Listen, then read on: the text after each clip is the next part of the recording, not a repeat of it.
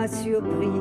Que fais-tu là à m'attendre, mon ami? Ton ciel se fera sur terre avec tes bras. Ça, c'est une chanson qui nous rappelle notre jeunesse. On s'est rencontrés à Paris quand on était étudiants. C'était en 1959. J'avais 18 ans et Georges en avait 23. On ne s'est pas aimé sur un coup de foudre. Notre amour a été une lente maturation.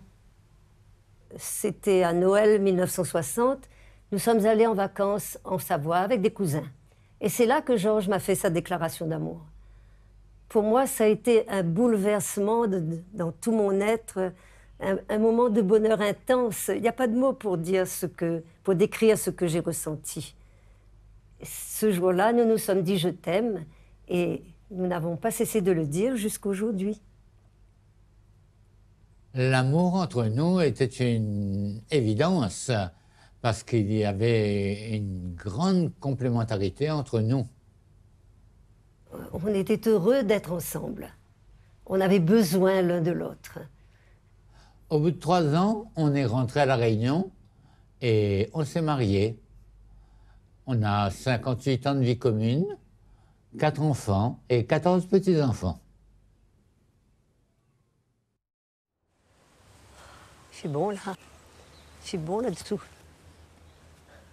Aujourd'hui, je crois qu'on s'aime aussi fort qu'au début. Plus fort même. Je crois que notre relation s'est enrichie avec le temps. Il n'y a pas d'usure. Mais je ne crois pas que nous soyons une exception. Il y a beaucoup de couples comme nous, mais chacun vit l'amour à sa façon. Je dirais la fidélité, qui est une condition fondamentale. Être à l'écoute de l'autre, être dans le dialogue, faire attention à ne pas blesser l'autre, avoir du respect, avoir une grande confiance l'un dans l'autre. Aimer, c'est finalement se donner totalement à l'autre. Et je pense qu'il nous faut essayer d'aimer l'autre tel qu'il est. Tout au long de la vie, on évolue physiquement, spirituellement, intellectuellement, et il faut s'adapter à l'autre. Cette recherche continuelle de l'unité préserve notre amour de la routine. Je dirais que c'est la foi qui nous soude. On essaie de vivre vraiment le sacrement de mariage. La confiance en Dieu nous aide à surmonter les épreuves. Et pour nous, la prière est très importante. Elle nous fait remonter à la source de notre amour, qui est Dieu. Et l'attention aux autres aussi enrichit notre amour. On boit la santé de papy et mamie? Oui. Allez. On lève le verre? Jean, on a déjà la grâce de vieillir ensemble. On aimerait fêter nos 60 ans de mariage, entourés de nos enfants et de nos petits-enfants, si Dieu nous prête vie.